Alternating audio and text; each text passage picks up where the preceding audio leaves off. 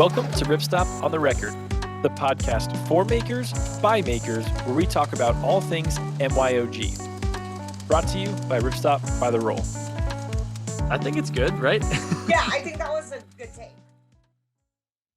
Hello and welcome to episode 77 of Ripstop on the Record.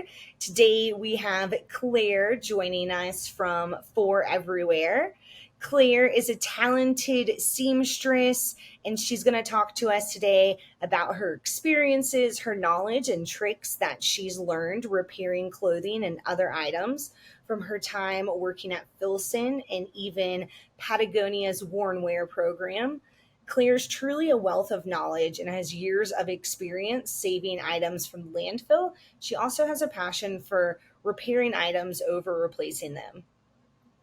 But before that, we have some updates. You might have noticed that we have new music. Our new intro music was created by Dom, who works in our outdoor ink department to ensure that your orders are always printed correctly. Dom is also a talented creator, and he's helped us in making this awesome new intro. Let us know how you like it, and we hope that it reflects who we are a little bit better, the DIY and MYOG spirit. And thank you, Dom, for helping us out and putting together this awesome intro, and we hope that everyone enjoys it. Lastly, we have a new product. We have recently released our new RBTR fabric sample binder. The sample binder is going to be your BFF when it comes to keeping all of your custom samples in one secure and organized place.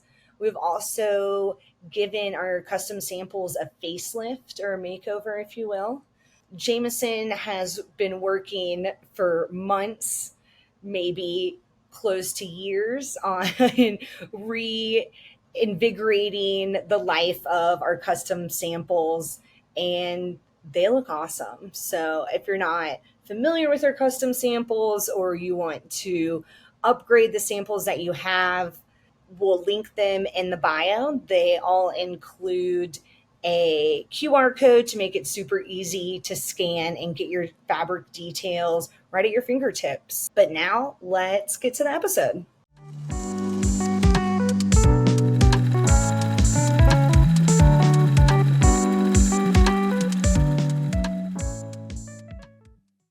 Hey, Claire, thanks so much for joining us on today's episode. Hey, I'm happy to be here. Thanks for the invitation. Yeah, so we have a lot of fun stuff to talk about. There's quite a lot to get into, but pretty much everybody that comes on the podcast has they have a background in making to some experience or to some extent. That's kind of why they're here. And I guess I want to jump right into what you're like as a maker. Where did you start? Was it in like home ec? Did your a parent teach you? What was it like for you learning how to sew?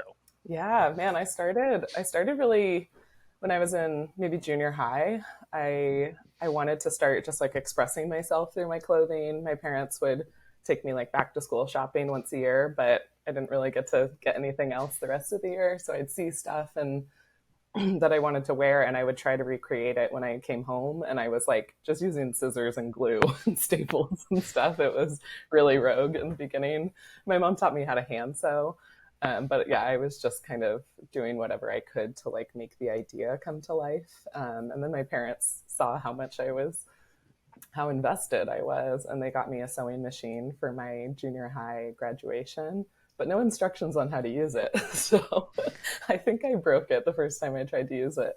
Yeah, then I took a class at a local technical college just to learn, you learn how to use the machine and make a pillowcase or something like that. So I understood how to put in the bobbin correctly and just kind of the basics of operating the machine and threading it. So that gave me enough of a basis to then start just kind of intuitively sewing at home. And I was really interested in reconstructing vintage clothes. So I'd go to the thrift store and buy stuff, and I would just like hack it. I knew how to make it look good from the outside, but people weren't allowed to look at the inside of it.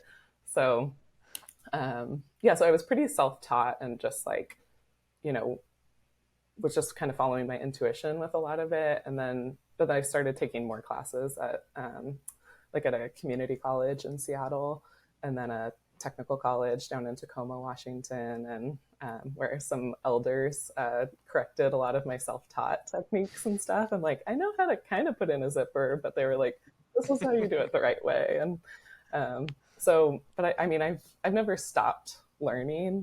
So I guess I started when I was 15. I'm 34, or actually probably earlier than 15, but that's what's in my head. And I'm 34 now. So it's been almost 20 years of just like curiosity and following that curiosity. Like I've just taken so many one-off classes and workshops, anything that's like, I knew I wanted to learn really strong clothing construction skills. Like I wanted to be able to make a gorgeous, like, any garment from scratch with like really fine finishings and stuff. And I wanted to be able to make my own patterns and everything. So clothing construction is definitely what kind of motivated the beginning of what I wanted to learn, but I always knew that I wanted to make things from secondhand materials. So I guess I was interested in upcycling or making new clothes, but I wanted it to be super high quality. So There's a very different like whole set of skills I think that's required with making clothes. Like an experienced maker. It sounds weird to say that because I've not been sewing for all that long, but I'm an experienced maker in some respects where like I've made, I don't know, like 10 to 15 different backpacks, and I've made a tent, and I've like made things that are like somewhat impressive to look at. But when I think about the skills required and the stitches required, I'm like, I would rather make 10 backpacks than make like make one piece of apparel that's supposed to even look good. That sounds so overwhelming to me. I guess I want to like touch on that a little bit. What are some of those differences? Like, what are the things that you have to know to be able to make apparel that are different than just running straight stitches through laminate fabrics like I do all day? That's so funny because I think so many garment sewers would be like totally intimidated to make a tent or something like that. But I think there's so much crossover, not even just between like gear and garments, but even between like, architects and construction and stuff. It's really just like, it's pattern making and measurements and, following a set of measurements and stuff like that.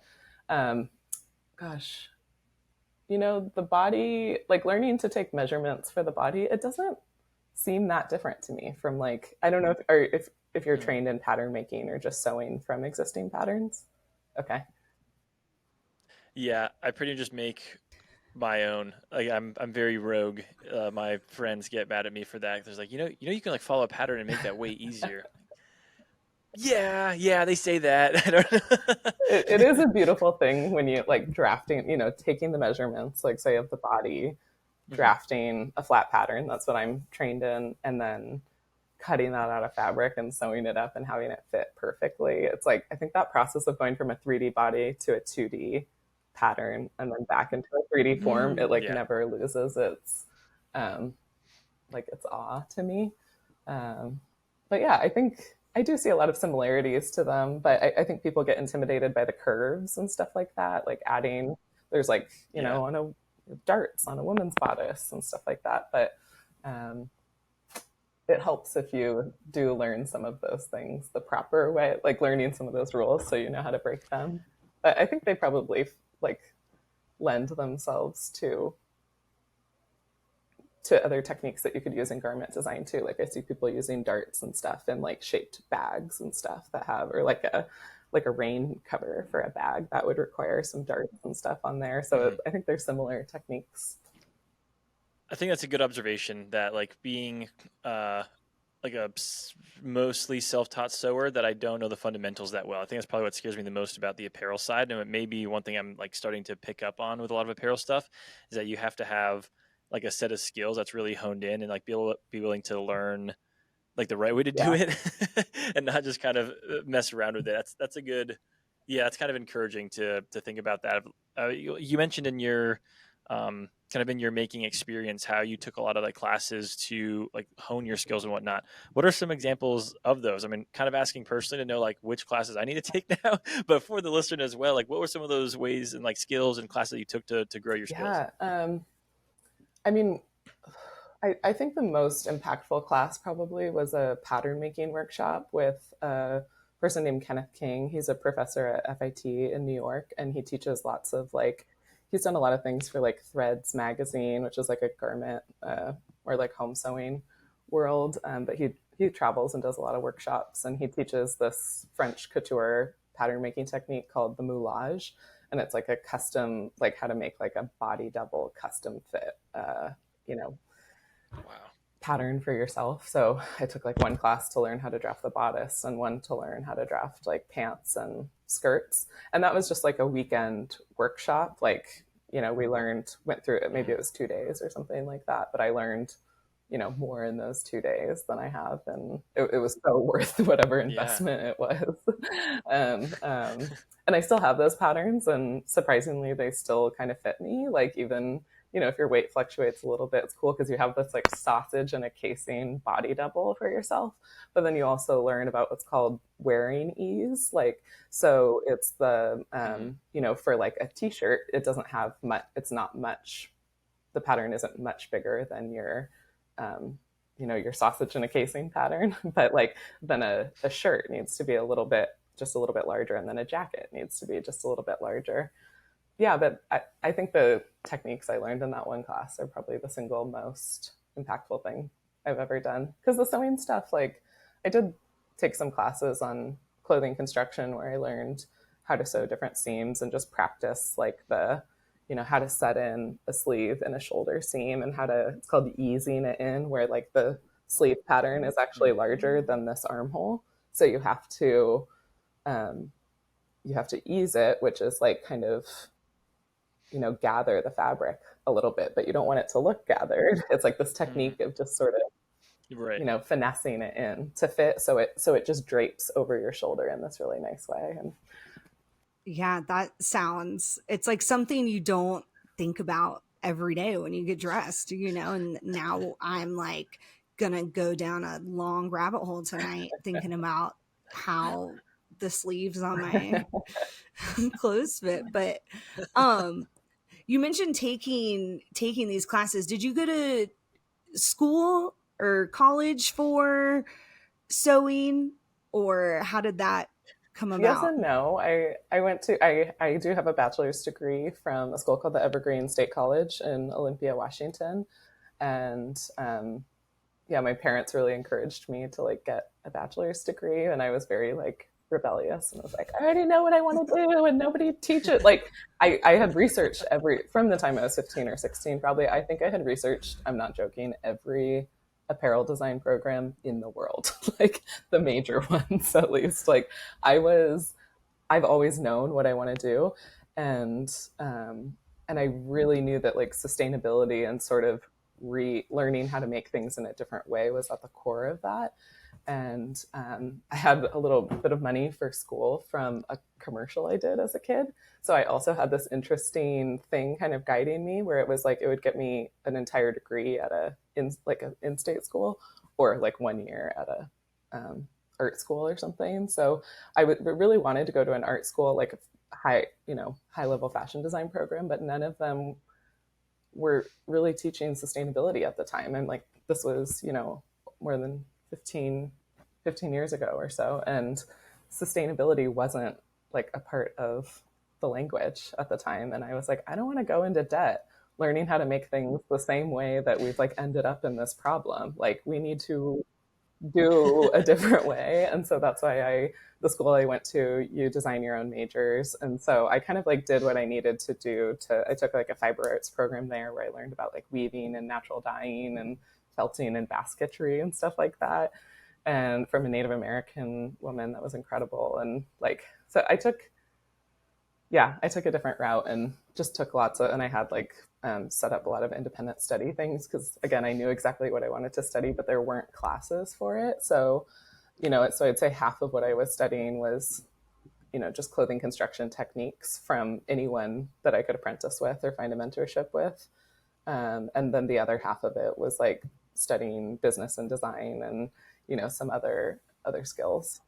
That's really fascinating. One thing that you touched on that's really hitting with me is like 15 years ago, talking about that sustainability wasn't as much of a priority in apparel design schools, or really just in fashion in general. And like thinking back 15 years ago. I'm around the same age as you, Claire, but like grew up in the world of like Forever 21, like all this really fast fashion. And it's like we went from where, like people like my grandma was making them like homemade outfits that they went to school in. And my mom like shows me the pictures and I was like, this, your grandma made this skirt and things like that, to like the world of malls and outlets and fast fashion. And um I think that will probably lead into my next question, which is how did you like turn the corner to go from working in apparel to strictly working on repairs and repairing apparel and gear? Yeah, that's a good question. I think I think when I was living in after college, I moved to New York to work for a designer that I was really inspired by, and I was buying vintage clothing and just from my own wear and tear on my clothing. Like I biked everywhere in New York City and really loved vintage clothes, and I think they're just already more compromised, and so I think I had always like been into denim and jeans and bought kind of nice jeans even in high school. And so I knew just trying to keep my jeans alive, I think was the big one. You always like wear holes in the crotch. And so I think, I had Yep. taken them because I didn't think I had the skills to repair them at the time, like in high school. But I remember taking them to a dry cleaner and having them do some repairs on the crotch. It's like they were doing darning, but like really bad over the seams and just like and like it was just like really, and it got so, and then I probably tried to mimic what they were doing, but they got so dense over time that they literally like weren't even comfortable to wear anymore. So I think I only had them actually, a dry cleaner, tailor do it once. And from there, I probably just like kind of intuitively followed the basic idea, but was just kind of repairing my own clothes. And I think it was so in line with, knowing that like I always knew that I wanted to make new clothes out of old clothes. So I was interested in reconstruction and upcycling and all those things, and repair is just another facet of it. But I think the job that I got at the my first like real job in my career was the working in the Filson restoration department. And that was so I moved back to Seattle for that job, and we were repairing bags. And it was just I actually met my partner working in that department. We're still together. So that was 8 years ago. And so we were taking it was such an incredible job on so many levels. But Filson was still manufacturing the majority of their stuff in Seattle at the two factories there. So we were sewing in the factory with the factory sewers and learning everything about, they were doing all of their leather production there. So I got to learn about all the leather machinery and processes, cutting fabric on the, huge cutting tables and every different type of sewing machine for garment and bag construction. So that's really where I learned darning in a more real way, like repairing the fabric and replacing the leather and stuff.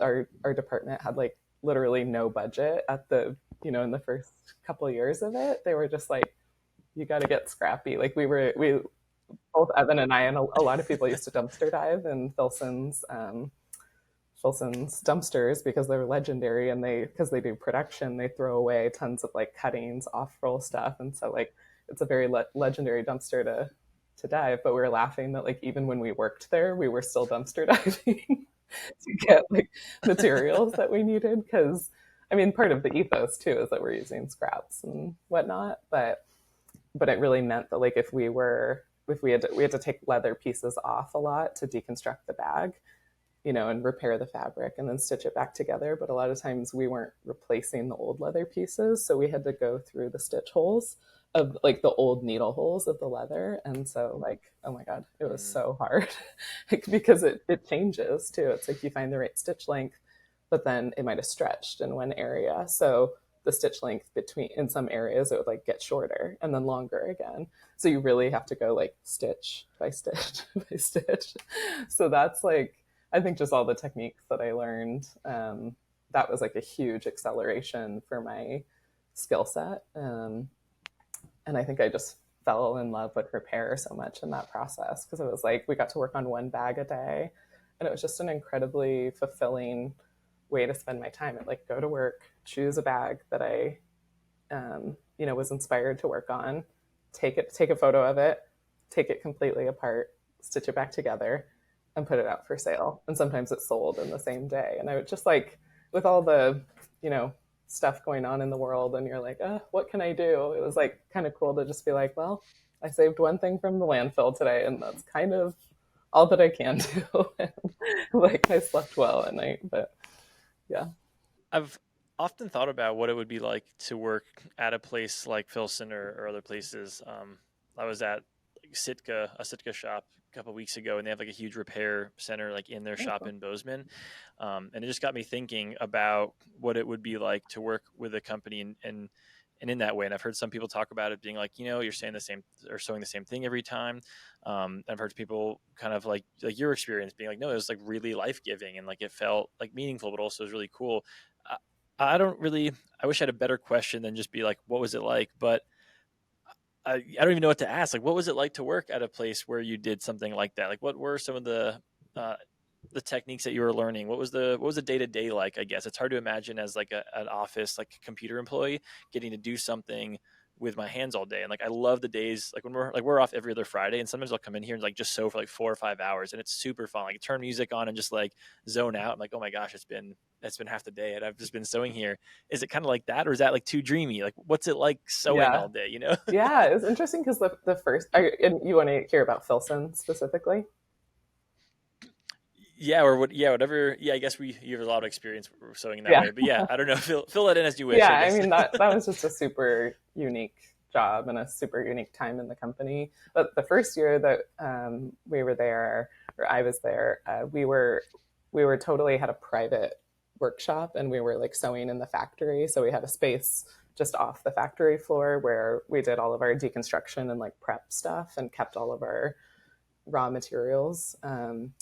And then but then the second year that I was there, they had built us they had opened a flagship store, and they had built us a workshop inside of the flagship store. So we were like working on display, open air space. So people were like asking us questions all the time. And, we had to listen to the same repetitive music in the retail store. So like that was a totally different experience from like working in the factory. I think I am very nostalgic for the working in the factory time, because we just had so many friends in the factory, and it was just like incredible. Like there were so many people around us all the time, and I think we got to like we would go in. You're asking what a typical day was like, and we would kind of choose what bag, like I described briefly, like that was kind of a normal day, was like choose what bag, complete one bag in a day. But there were also days where we're like, we really need to spend time sorting, or like we're out of raw materials to use. Like we have to go harvest them. So we got to go dumpster dive. We got to go see, like, I remember there was a tablecloth. They would use rolls of fabric as a tablecloth, like the classic Filson twill.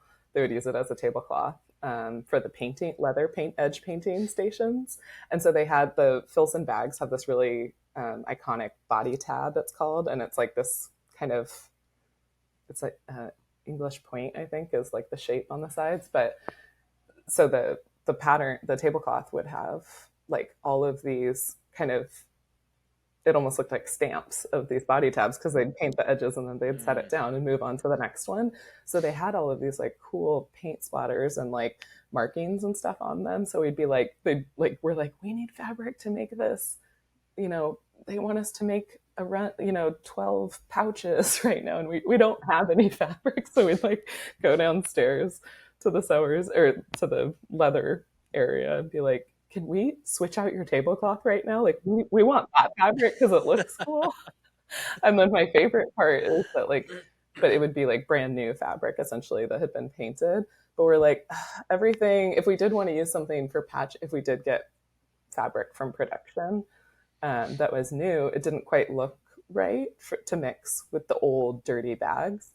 So there was a rooftop there.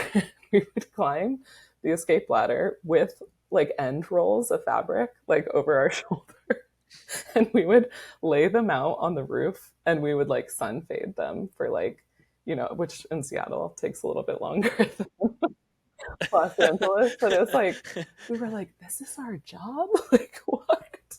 It was so wild, like some of the extents that we would go just to um, get the materials that we needed, just kind of scavenging from the company itself. And yeah, and some days the other thing was like there were a core number of styles that we would repair, but there were other bags that they made that didn't fit within that. So sometimes we would harvest those bags. We would be like, this is just this gigantic body bag sized like duffel bag. Like there's so much hardware, leather, and fabric on this that would be really valuable to use for something else. So some days we'd be like, today is just going to be a processing day. And we would just spend all day deconstructing bags that were styles that we weren't going to restore, and, just to harvest parts and stuff. Yeah, it was very dynamic. And then we'd be like meeting with the CEO the next day to like talk about what the directions were. It was like we worked with everybody in the company, from the CEO to like probably the lowest paid factory worker, and they were just like all friends and collaborators in it. So it was a very unique job. Thanks for sharing those stories. That's really insightful to hear, and also just the image of you guys climbing up that I have images. escape ladder with fabric rolls. Do you? We might need to see those. That really got me. So that kind of goes into my next question. How did we've kind of gotten more color on your background in making and your journey and that begun of recycling and upcycling gear. So how did For Everywhere start? Yeah, I started For Everywhere kind of a little over a year ago. So I'd been working for larger companies over the last 8 years or so. And I had a job not work out that I moved down to Los Angeles for. And I took some space to just like heal and recover from that, and really like, and I had unemployment from my last job at Nike. So that was like such a huge blessing to just really have time to reflect on what I wanted to contribute and what I didn't feel was being represented in the in the industry. I'm like, so many people are talking about circularity and starting resale programs and stuff like that. But the huge thing I see is like, so many people are like, so where can I take my thing to be repaired? Or like, or they have some really special item that they don't trust taking to a tailor. And I've like, whenever people ask me those questions, I'm like, I don't know. Like, because I've had other jobs and I haven't had time to like help them. And so, yeah, I know how many people have asked me to repair really special items over the years. So I was like, let's give this a shot and see how this works through the mail. It felt like a good idea to do everything through the mail because we were still in a pandemic, and it felt very pandemic proof. And though I love the idea of having a storefront or something where I can interact with the public on the day to day, I also am still young and unsure of where I'm going to live long term. Like I had just moved to Los Angeles and I was like, I don't know if I'm going to stay here. Like I want this business to be something that I can take with me or do from anywhere. So yeah, so it's a pretty simple concept, or has been over the last year, of just like, I have an Instagram and a form people fill out, and they send in their super sentimental pieces and I fix them and I mail them back. You're on your Instagram bio, there's a quote that I love, and I think it'll paint a really good picture of everybody else, where it says, "It's like therapy, but for your clothes." and I love that. It's clever. It's funny. I like how it's like making light of a situation, but like not taking yourself too seriously. But also, it's again, it's perfect. I understand it even better Yeah. now having read that. But I love that. Hey, so you mentioned another company that you worked with, and I want you to like fully name drop now, because I think it sheds a lot of light on your skills and how talented you are. What are some of the companies that you have worked with, and what did you do for them? Yeah, so Filson was the first one, and then from there, we kind of got poached by. We were thinking about leaving, but Patagonia's Wornwear program had just started, and my partner Evan and I were kind of dreaming before that program started of traveling around and repairing things out of like a van or something. And then that launched, and we were like, what? And then we met the person running that program, and she invited us to come work for them. So we've been working for Patagonia's Worn Wear program on and off over the last 6 years, just sort of on a part-time like events basis. And it's such an amazing program, and like it's so simple. Like we get to travel around together with our friends and like pop up and do free clothing repairs on any brand of stuff. And it's like, I joke that it's like getting paid to do community service work. Um, so yeah, Patagonia has been a through line. And then I took a little break because I needed more regular work. I had a really cool opportunity to work at Nike in this experimental makerspace they have there for designers. It's more early stage, like concepting, prototyping stuff than like late stage sample making. Yeah, it's called the Blue Ribbon Studio, and I was a sewing specialist there for a couple of years until the pandemic. And it was in the pandemic that I was like, I don't really know what's going to happen here. And I took so I left Nike and took a job in LA, the one that I said didn't work out, and then I started for Everywhere. So I think and then I guess for a little bit, maybe right before I started my business, I was working for a like a streetwear brand here called Market, and they started this new department that's also like an atelier maker space inside of their headquarters. It's called the Random Workshop. And so we helped build out that space, design this maker space, get the machines that they needed, and train up some of the newer sewers on like how to kind of elevate the sewing level and pattern making standards and stuff like that. But a lot of like upcycling was happening and kind of like reworking old merchandise they had made and stuff. It was super fun. I hope this doesn't sound creepy, but I wish I could be a fly on the wall in most of your professional life, because those sound so fascinating. All of them. Like the Worn Wear program is so rad. It's super cool. I like follow them on Instagram and like see the bus tour and everything like that. From the Filson days to like the Blue Ribbon Studios, it all sounds way too cool. You're awesome already. Thank you. I feel so lucky to have found all of the, like each of these departments in these bigger brands are so they're so weird, and like even the people that work there don't even understand them or like quite how to. It's felt like small businesses or rogue little things inside of these more established brands. But yeah, having this weird skill set, like I think that's the thing that I come down to, that like because I took this, I was really following my intuition and what I wanted to study, and I knew that there wasn't a clear path for it.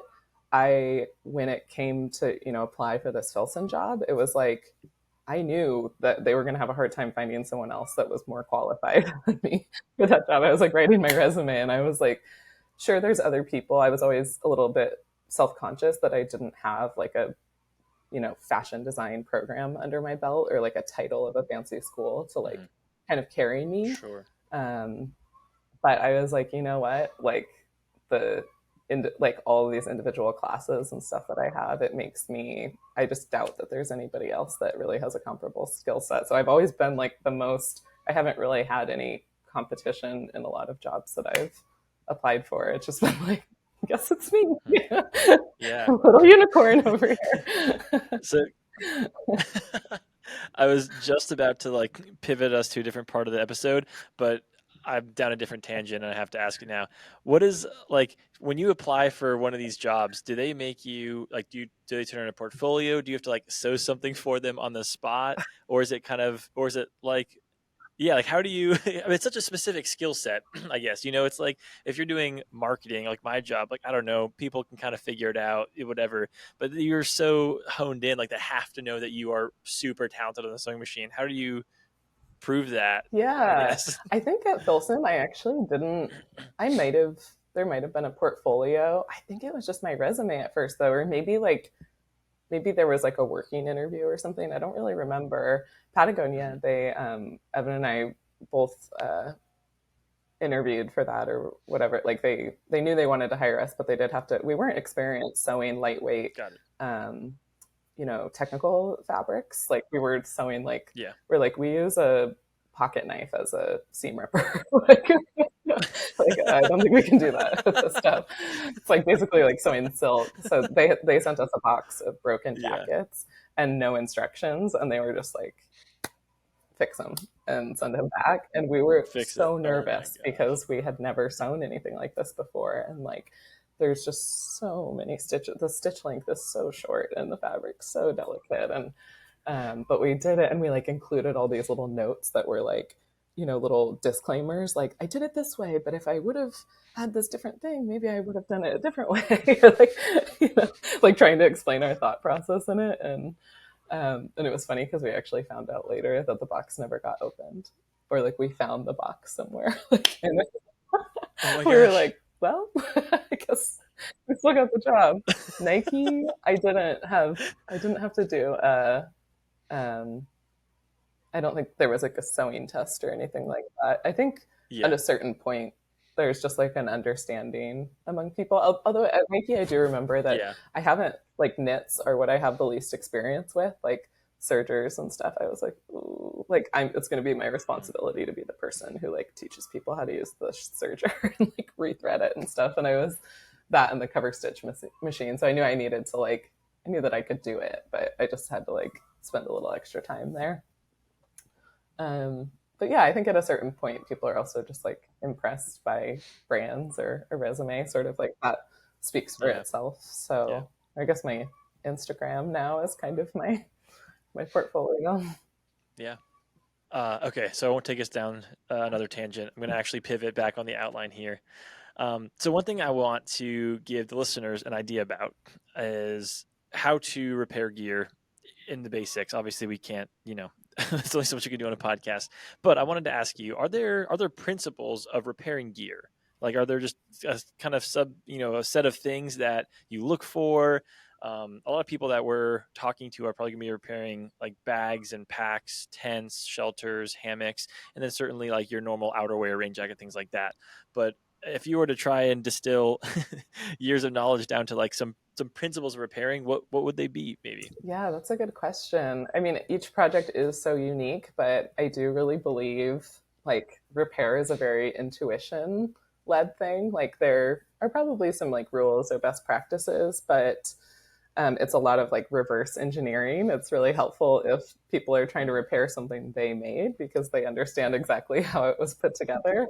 But I really believe that the process reveals itself. Like thinking about repairing a bag, like a really common repair I see is like the where the straps attach to the back, the top of the bag. I see that fray out all the time, and that seam is usually bound. So it's like the first step would be to open up, take the stitching out of that binding and lift it out. You don't have to take the entire binding off the bag, but just opening it up enough to be able to get in there.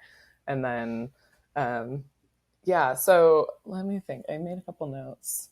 In terms of like best kind of practices, like a couple important things are like that the repaired area is that it's repaired with the most similar, like the same fabric type. So if it's a nylon, bag, repairing it with another nylon is like, or a cotton, denim, patching it with denim. Like when people try to mix materials or put like a polyester thing with with a natural fiber thing, it's like it's Gotcha. important Yeah. that they're the same fabric type if possible. And if that's not possible, then I go for the most similar feeling between the two because you want the repaired area to move seamlessly with the original item. So if you've put a patch on something Mm-hmm. or you've darned it, you don't want it to be really dense in that or like stiff in a certain area because as you're wearing the thing or using Sure. it, it's important that it can like move freely. Otherwise, it's going to put strain on the area.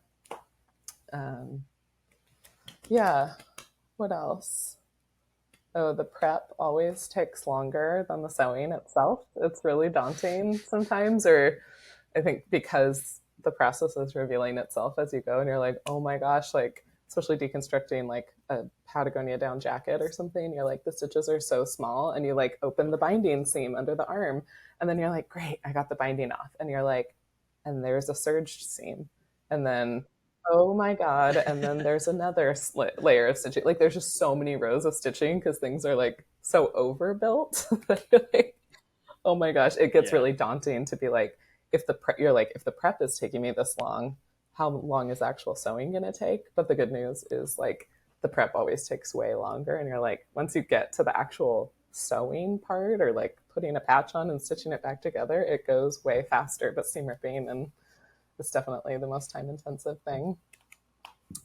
I was just gonna say, it sounds like you're reverse sewing. Like most people spend most of their time cutting the fabric, and you're spending most of your time taking stitches out and ripping apart seams. So yeah, just a fun thought. Yeah, and it's similar to new construction in that way too, where that took me such a long time to learn as a sewer. I was always rushing. I would get really frustrated sewing when I was a lot younger because I wouldn't spend any time ironing or pinning or anything. I would just like take everything to the sewing machine and just like I wouldn't do the prep work. And I had a teacher that was like, "You have to do the prep work." Like sewing isn't hard, like because I'd be like, "Oh, I'm like always fighting the fabric," and like was just having such a frustrating time at the sewing machine.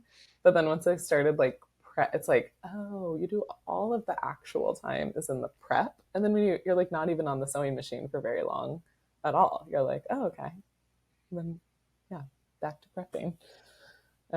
But another thing is like always, just like trying to document the process of taking things apart. Some things are easier than others, but like there was a bag that I took. I feel like bags are probably something where there's a lot of different layers and stages that it's constructed in. So really just trying to take at least a before photo, but hopefully some photos of the process so you know the order of how things go back together.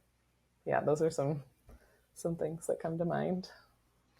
Those are some great tips, and I wouldn't have thought about taking those photos, but it's especially helpful putting it back together. But you did mention earlier about kind of the dialectic of sewing something that's brand new and repairing something. So I'm curious to know if there are any techniques that are different when it comes to repairing versus making something new or making something from scratch.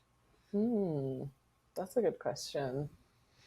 Yeah, it's interesting. And there might not be. I'm just, Yeah, it's something like my peers and I talk about sometimes because like I guess something that comes to mind is like a serger is used a lot in at least garment construction in the process of making something from scratch. And I almost never use a serger in repairing stuff.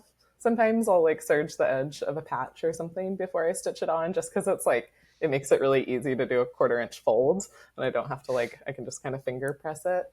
But there's not a lot of situations that I feel like I need to serge stuff. I think I use a decent amount of pattern making in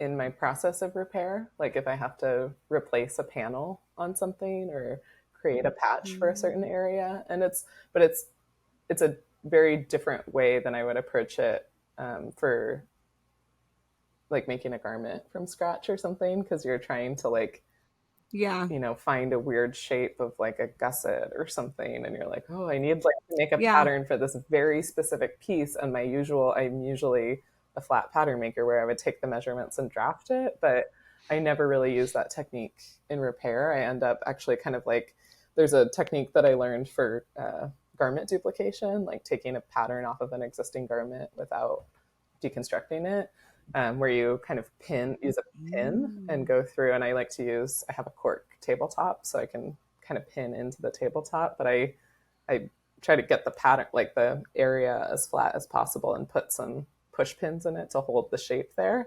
And then I use a pin and I poke holes. I like follow the seams and poke through on all around it so that I get like this really perfect transfer of the pattern.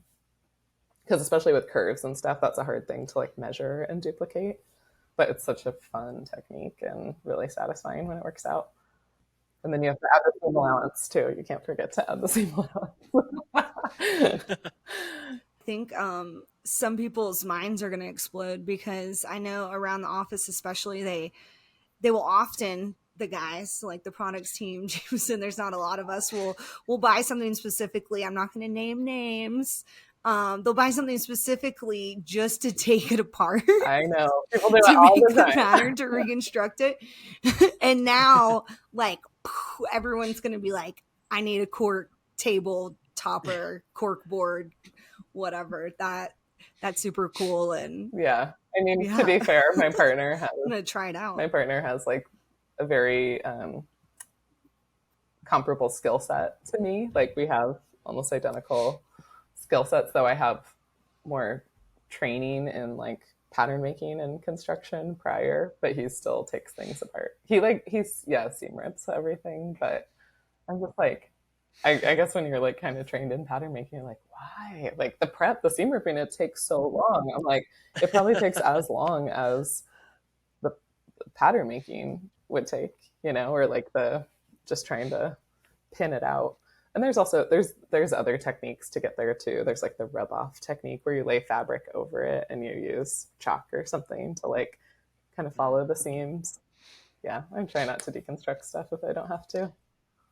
I want to ask, the corkboard got me down another path of like sewing machine and tools and stuff, because that made me think about maybe some tools or things that you have in mind that are more from like the natural fiber background side of things, where like we pretty much exclusively use Wonder clips instead of pins, because laminates, obviously it's not as great to use pins and stuff. But that just started me thinking like, one, I'd love to ask like what sewing machine you like to use. Like I guess I'll start with that. What sewing machine do you like? Like which one do you have at home? I'd say my bread and butter is a single needle industrial machine. I think it's a drop feed, and it has automatic thread cutting and presser foot lift, which is, once you experience that, you can't go back. So that's so much faster. That's my bread and butter. I don't know the model number. It's like probably might be a DDL 5550 or something. Series of letters and numbers put together. I'll take a photo. And then a Bernina 830. It's like a home sewing machine from the 70s that is kind of it's like a very culty machine that is like my baby, and I've convinced so many other people to get them, and it's just like, that's my ride or die. That would like, I could take anywhere with me. I could sew like home sewing machines are totally underrated. I don't like modern ones as much because they're not as well made. But you can just do so many operations on a home sewing machine with the different stitch designs that like each industrial machine can only do one operation. So the versatility is like kind of unmatched. Those are the main machines. I also have a walking foot machine and a flatbed walking foot and a cylinder arm walking foot that is my partner's, but I use. Do you have, like we talk about here a lot, where each of us has like our favorite set of thread snips at home, where like Carter has this one that's like a Japanese steel thing that I despise. He's like, no, he's like, it is absolutely the best. I feel like you're the type of person that understands that type of debate. So like, what are your go-to like certain tools you're like, these are the best scissors, or like they have to be like the Gingers or whatever, versus what you get what I'm saying? Do you have any of those preferences? I mean, I'm actually not like totally psycho about those things. Like my assistant would make fun of me because she was like so many of my scissors are like so dull right now, and I'm like, I have like a bunch of like fabric scissors around, but like only like one that's like really in. I do like the Gingers though, and I have like Kai scissors I'd say Kai and Gingers are the two that I have the most, but like I don't know, I've always like gotten them from jobs. I don't know, they're a weird thing because you're like, you don't want to buy more of them. I already have a bunch, but then like it's like oddly expensive to get them sharpened, and it's just like a thing that always falls through the cracks. But with snips, I'm like, the best ones are whichever ones are in an arm's reach. I have so many pairs, but the pair I buy the most are the like, it does seem like more of a Japanese style. They're like, like they go like this. I don't have them next to them, but they're like, you have to put some pressure on them when it's intuitive to me now, but some people don't like them because there's a little bit of space between them. But I think actually, Yeah, there's like reverse pressure thing, right? Where you have to like kind of like pinch the body and then like they cross Yeah, over or something like something. there's just a Are little they bit of space that kind? between them, but it's Yeah. like literally probably the cheapest, most ubiquitous thread snip that you would buy from like any. They probably don't have them actually at like home sewing, like Joann's kind of stores, but like Wawak and Yeah. every like store down in the garment district in LA. That's like you buy like a whole sheet of Yeah. them. I like those. They're sharp. So I do need to ask for your advice on this one. Last week I went on a total rampage because we had dull scissors everywhere, and I was just like, I'm done with this. I'm not chewing up more fabrics, and I just like threw away 3 pairs and then refreshed them. Just got new ones from the stock. Uh, is is there a good way to sharpen scissors? Like, can you get like a sharpener, like you would like sharpen your kitchen knives? Like, or do you have experience with trying to fix them? Because I felt bad just tossing scissors away, but after like chewing through one fabric, I'm like, I'm not dealing with this. I'm already irate. I got to Sure. switch these I out. mean, that's a tough thing because scissors are, it's like the price of a new pair is very similar to how much it costs to get them sharpened. Like Mm, it's usually around gotcha. $10 per pair to get them sharpened. And Yeah. I've used some of those things where you just like slide it in and slide it out with like a home knife Yeah. sharpener. And they're not great. I mean, there might be some that are better, but to me Gotcha. that seemed like the easiest thing to just kind of keep an edge. Um, Yeah.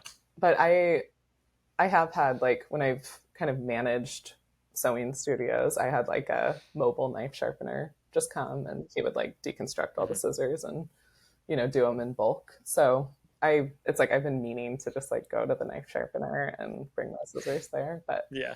it always falls through the cracks. But it's like there's a lot of things like that in repair too, where it's like what if like the repair or the maintenance is as expensive, like so close to the price of a new thing that you have to have like a good reason for Yeah. why you're investing in it. And you know scissor sharpening is something that you maintain, like it just depends on how fast you go through scissors. You're like, wow, I'm throwing away a lot of scissors every year, like that doesn't feel good. Or if you have sentimental value to them, you're like, these were my grandma's scissors, and so of course I'm going to keep sharpening them, Right. Yeah. Sharp. Yeah. That makes me feel better that there's not like some really easy way that everyone's been sharpening scissors and I just threw away 3 pairs of scissors I for nothing. understand the feeling. I feel like my assistant was about to throw away my scissors, just like, because it would be easier for me to just like, as I'm buying other stuff on Wowak, just like add to cart Yeah. more scissors. Yeah. Yeah, Yeah.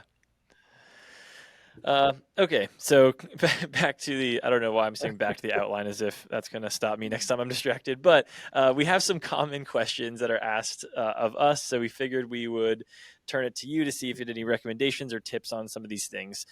So repairing a zipper is like the number or one of the top questions for repairing type things. What sort of advice would you give people that are trying to repair a zipper? And let's pretend like it's a center zip on like a rain jacket or something, not some like crazy pit zip yeah. or something wild. The most important thing there is to examine the zipper and to see if any of the teeth are damaged. If the teeth are all intact and not damaged, it's likely just the little zipper slider that needs to be replaced. Like a common thing is if you zip it up and it starts to separate, then that's a good indicator that you just need to replace the slider. And so on the back side of the slider, there's a few, Mm, there's like a number and some letters. It's like YKK 5C something. And so then you can go on Google and find a replacement slider that matches that same style. So it's important to be like, okay, is it a coil zipper or a plastic Vislon zipper or a metal zipper or something? And just to find the exact right one for that. But I'd say almost more than 50% of the time, it's just the slider that needs to be replaced, which is like a 2 to 3 minute job versus actually mm, replacing, like unstitching and putting in a new zipper, which is like a most places $75 to $100 job for a main jacket zipper, which is really cost prohibitive. And so I always like recommend that people, I'm yeah. like, don't fight the zipper because you don't want to damage the teeth. Like, if there's any, like, really don't force it. You just got to like baby your zippers, and also make sure that you keep your items clean, because a lot of people don't know that they can wash technical garments like down jackets and rain jackets and stuff like that. So that's like the number one thing I've learned with Patagonia. It's like we do so much evangelism about washing your gear. People don't know that you can just throw it like a rain shell, throw it in the wash. People think it's like the wash is going to damage the DWR or something, but it's like keeping your gear clean is the number, like for your zipper, that's the number one thing you can do to maintain it so it doesn't get dirty and stuck. Yeah. And also like your skin oils, like on the back of your neck, that's what starts to break down like the lamination on a rain shell, because that's something that's like one of the few things that's truly not repairable, like unless you want to put a bunch of gear tape over it or something. Like when it starts peeling, it's like you can't redo that. Another gear failure that we see often is down jackets. And I personally believe that it's from, like, you're wearing it when it's cold, you're probably by a fire Mm-hmm. to warm up. So a lot of the times those embers, you get those little holes. I was actually last season out with a backpacking trip with my friend, and she was lighting her stove. If the microphone is my stove, she had her down jacket on and just singed the what do you call this, the wrist section Yeah. of her down jacket. Yeah, and she was like, I'm gonna have to get a new one, I just bought it. And I was like, we're gonna find someone to repair it for you. And obviously I've known about you, so I was really passionate about like making her feel better in the moment. But But you're what are like, your I tips actually don't know how for to repair this.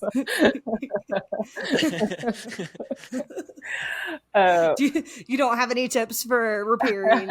Do you have any tips for repairing I down do. jackets? Or The most amazing product, I am not endorsed or like affiliated with them, but I preach all the time about Gear Aid is an amazing company, and their product Tenacious Tape is, we go through it like water with the Patagonia tours, but it is like, that's like what it's designed for, really, is like holes and puffy jackets, because it's a no sew situation where you just cut it to size. Are you guys familiar with that product?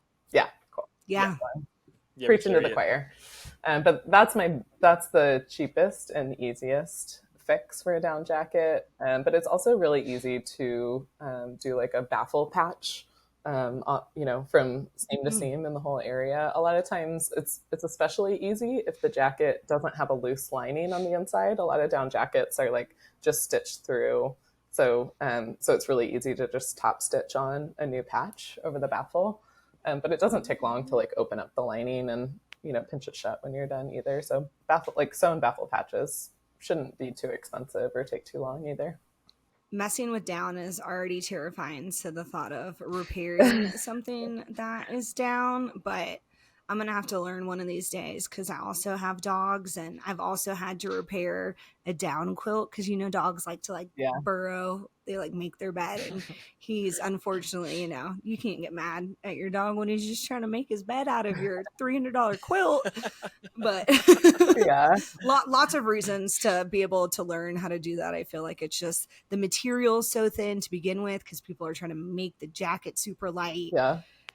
It's a high use area, the arms, all those things. So I feel like I definitely need to add it to like my making bucket list of things to personally accomplish. Yeah. Down it can be intimidating though, especially older jackets. Most brands are pretty good about it now, but like if you open an underarm seam on a down jacket or something, sometimes they're open baffles. So it hasn't been stitched shut, and like down will come out. So that's one of the first things I'll do if I do start opening a seam. Like I actually have an older Patagonia jacket of mine that I'm repairing the underarm seam, and I'm like, oh my gosh, like it was before they started stitching the baffle. So the first thing I have to do as I'm like taking it apart is like, I'm like putting, pins in it and making sure to like sew it shut before, so I can at least work with it.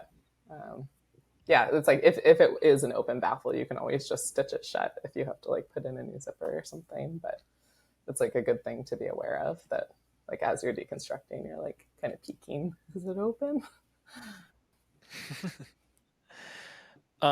Were there a few things that you saw most when you were working for the One More program, like the most common gear failures, or just the situations that you ended up fixing more than anything else? Zipper sliders are probably the number one thing that we've done the most, and it's like such a satisfying repair. I still love it. Honestly, denim, like even though it's a technical brand and it's not majority of what they make, people are bringing us any brand of clothing, and denim is just like the most ubiquitous thing in our culture. So I do a lot of denim darning. and a lot of tenacious Yeah. tape patching and stuff on there, because we're also just like, there's Yeah. always like fancier ways you could do something, but we're just trying to help as many people as possible too. So Yeah. yeah, denim darning though is like uh, one of my favorite techniques, and like favorite things to teach as well, because it's like everybody wears jeans and everybody blows holes in them. Yeah. Yeah, as soon as you said that, I was like, yeah, I could have probably saved like $500 worth of jeans over the last 15 years if I knew how to fix any of them instead of be like, ah, there goes another crotch. Guess I gotta go buy a new Yeah. pair. Can I give you a quick plug for my denim Uh, orientation? Please. The number one thing that people do, that the tailor that I went to when I was in high school did as well, is like people will back the hole with denim and then they'll start doing the stitching. Hmm. And that's the number one issue that I see, is because Hmm. denim's too thick. The whole point of darning is you're using the thread on the machine to reweave the fabric of the jeans. So in stabilizer Okay. fabric you're putting behind it is really just helping you like keep the fabric stable as you're running it through the machine. Mm. So using interfacing, it's usually a garment weight thing. You can get it Yeah. at Joann's or they sell it on Wawak. I use Pellon Shape Flex. It's nice. It's lightweight and it's woven, cotton Yep. woven. Um, yeah, but so just doing some iron-on interfacing behind it, and then matching the Mm. thread color as best as possible. Ideally, a shade of a grayish blue on both sides, and then following the grain of the fabric. Not denim's a twill, so the grooves go on the bias, and I Okay. used to think that Yeah. stitching on in the grooves of the twill would make it more invisible, but actually then you're stitching on the bias, which y'all know has some stretch on it and is not Yeah. ideal. So actually just stitching north and south with the grain of the fabric, you can do some very beautiful denim rebuilding. Interesting. That's really good to know. I feel like I have a pair or two saved, like in the corner that I'm like, oh, I'm going to learn to fix these one day. And now I actually have some sort of trajectory for the first time on Yeah. how to work on those. That's super Yeah. helpful. Thank you. Um, are there any ways that you would recommend people, or whether they're making stuff, I guess really the maker side, to avoid gear failures? Like as someone who's done like the construction and the repair side, what are things that you see from companies to help people either repair it after on or just to avoid the failure to begin with? That's a good question. Honestly, washing is probably still number one, even for something like denim, Yeah. because a lot No. of people, think like not washing your jeans is the way to go. But honestly, just Yeah. skin oils and dirt are the things that break down fabric the most. So just keeping your gear, you don't Mm. have to wash it every time you use it, but some routine washing for any garment or bag is important. Um, what else? Oiling, like with leather, like making sure that you like oil it and maintain it. Like it needs to be conditioned. Also, like waxed fabrics are pretty amazing, or sometimes I will add wax to certain high use areas because wax really protects the fibers from abrasion. So, Mm. but it does make it more challenging to wash it though if it's waxed. But that's sort of that was a cool thing to see at Filson with the old bags, is that especially when people had been really meticulous about re-waxing them, was like these gorgeous old broken in bags would have no holes in them because they had been like, the wax was like, it's like getting polished as it like runs up against your hip or whatever. It's like just buffing it, and it like forms the shield on the outside that's like impenetrable to the actual fabric. Yeah, and sometimes like even like preventative maintenance things, like it's something I'm interested in practicing, or like putting, like if people know that they always blow holes in the crotch of their jeans, like putting a patch, like stitching maybe a denim patch like to that shape Hmm. Yeah. ahead of time is like, that's just a smart thing to do when you get the jeans. So at least you're going to wear through the patch instead Yeah. of wearing through the fabric and then having to repair it. I think there's a lot of preventative things like that you can do. Yeah. Yeah. That makes a lot of sense. Sort of being preventative and like ahead of the curve, I guess. That seems to be like a consistent message there. Like take care of it, wash it, but like take care of things ahead of time so you're not having to repair it as early in the process, I guess. Yeah.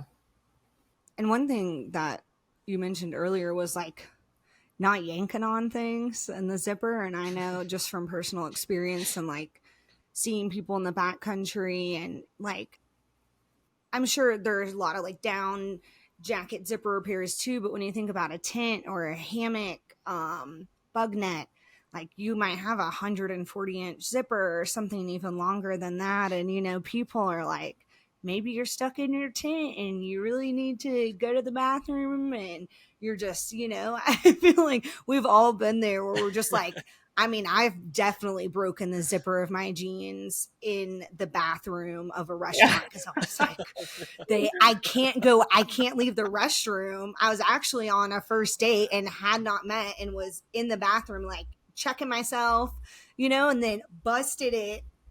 And I was like, great, I mean, anyways, random sidebar, but yeah, I feel like on to avoiding gear failures is not fighting with your zipper like you said and babying it. Are there any like secret tips if that zipper is stuck and you are maybe in the backcountry and your tent probably has like, you know, people are putting their tent on the dirt and there's like washing your gear, I'm like, that zipper is probably very dirty. Yeah. But is there anything like, do you just kind of finesse it, wiggle it? Like, is there any tip or trick? Yeah, with zippers, having a little lubricant or something definitely helps. So, I mean, even if you had like some cooking oil or something like that, I think just trying to, if you had a stuck dirty tent zipper, maybe I'd try Aquaphor, maybe, yeah. I mean, whatever you got. Just a little something to kind of lube it up would definitely help. But yeah, I mean, if you have to, like, if something does happen and like something like a tent zipper, if there is some damage in, to some of the teeth, something that you could do that, you know, we do with worn wear sometimes is like, we'll kind of change the zipper so that it actually stops where the damage was. So you would put some zipper stops in there and kind of like, and then retrack the zippers so they align to the point where they got stuck instead of them doing the full U and like, you don't want to replace that whole zipper. You're like, just change it so that they kiss in that place and then just opens a little bit differently. I'm mind blown. There's a lot of little hacks like that we do because we're scrappy and lazy too, you know? We're like, we don't want to replace that zipper. Like, we have so many scrappy hacks for that kind of stuff. Besides your tip for the zippers and gear aid, do you have any other recommendations for field repairs or repairing something in the backcountry or when you don't have easy access to someone like you? Yeah. I mean, yeah, T-tip, I'm like, please don't use duct tape. The amount of duct tape that I remove, like, please use tenacious tape or scotch tape or anything else but duct tape for your puffy jackets. Gosh, what else for field repairs? I mean, honestly, like a safety pin goes a long way. I think safety, like just having some safety pins in your, in your stash definitely doesn't hurt. Yeah. Also, iron-on interfacing is the other, or iron-on patches are the other thing that I'm like, please don't use iron-on patches. Often when I see those used, it's like a really dense denim patch on like a lightweight hiking pant or something, and I'm like, no. It's like so much. There's like a stretch woven and a dense cotton twill, and like they're just fighting each other and creating more strain. And yeah, so I guess a simple little sewing kit and maybe a little scrap of fabric, like, that doesn't take up much space. There's I don't know who started this, but in the hiking world, and a lot of people carry it, floss, because most people already have it, in a needle. So I have to ask you, have you ever personally for yourself sewn with floss? Oh my gosh, I was never a real punk if I didn't sew with dental floss. It's a DIY kit, not a full-on punk. I do feel like I have maybe just once, like probably out of necessity, or I don't really remember the circumstances. I think I have once, but Curiosity. yeah, it doesn't like. You're like, what is waxed thread Yeah, like? yeah, I have other types of like leather, like wax thread for leather and stuff that I use, um, but hey, whatever works, whatever you got on hand is what's going to be right in the moment. I think these are my last two questions, but one, is there one gear repair that sticks out, or maybe just one repair in general sticks out as like the most notable one? Either you struggle with the most, or was the most hilarious temporary fix that they used? Just is there any one repair that sticks out as just the most, the most Mm. intriguing? There was a Patagonia fleece like snap tee that I repaired on this last tour that we were on. That was like I was pretty proud of because yeah, it had a cool story because it was her grandfather's had been passed down to her dad and then passed down to her, and it was this like bright Barney purple color, and she brought it to us, and it was like shredded, like it looked like it had gone through a shredder. We were like, "What happened to this?" Oh And no. her roommate's dog had gotten a hold of it and literally shredded it. Like it was hanging off in pieces where we're like, oh my gosh, like, and a lot of like, I say not a lot scares me, but it's like, it really like comes in waves. Like I do get intimidated by things sometimes. I'm like, Yeah. I don't know about this one. Like, am I just going to replace this whole panel? But then I just like, usually, there's four of us that were on the tour and had similar skills. And so I a little bit later, I realized it's like the clouds parted and I like saw how to do it. And I looked at it some more and I realized actually most of the fabric was there. It was just had all these like rips and cuts and angles in it. But once I started like just kind of playing with it, I saw that I could finesse all of it. Like, but it was like Mm. puzzle pieces that needed to be put back together. So I just started, I use this like a stick on stabilizer that's kind of like interfacing, but it's great for like quick repairs or if you don't have access to an iron and stuff. I also use that for darning sometimes if I don't, again, have an iron. Um, so yeah, kind of using it as like a sticker on the back to kind of like hold all these like pieces of fabric together. And then I was like Mm. I think I was zigzagging these pieces back together, and it ended up like all going back together. Like there were only like one or two actual holes that I needed to put a patch over where I was like, this fabric is actually gone, but I like Wow. really impressed Yeah. myself with it. And then it was fun because like then adding the patches, like, we just have a random assortment of like color, like small swatches of fleece to patch with. So I got to like, I love the process of repairing where I get to like put new color palettes together because I have this like bright purple, which is not usually, I like more muted earthy colors, but I'm like, oh, there's this cool teal and then there's this cool like cobalt blue, and like just kind of putting some colors together that I felt like balanced it and looked really good with it. It was super fun, and she just like couldn't believe that we like didn't have to just completely replace the bottom half of it. That it was like, oh my Yeah. god, it's like still a purple fleece, and like it all kind of went back together. Yeah. So that one was super fun and memorable. Oh, that's amazing. That's such a cool experience, all around, from the making and like the problem solving, but also the story behind it. It's like quintessential Patagonia worn wear. That's exactly like why it exists. It feels like. Um, so my final question is, what sort of resources would you recommend to our listeners? Websites or shops or courses or Instagram profiles you recommend we follow? Obviously, we will link for everywhere in the bio, and please, everyone check out Claire and what she does. But what else would you tell listeners to check Yeah, out? let's see. In my linked in my bio, I have a free YouTube playlist of different like how-to videos for different repair techniques that I've kind of culled because a lot of people ask me how to do certain stuff, and I love teaching, but I don't always have the time. So that's a great like starting place for repair tutorials.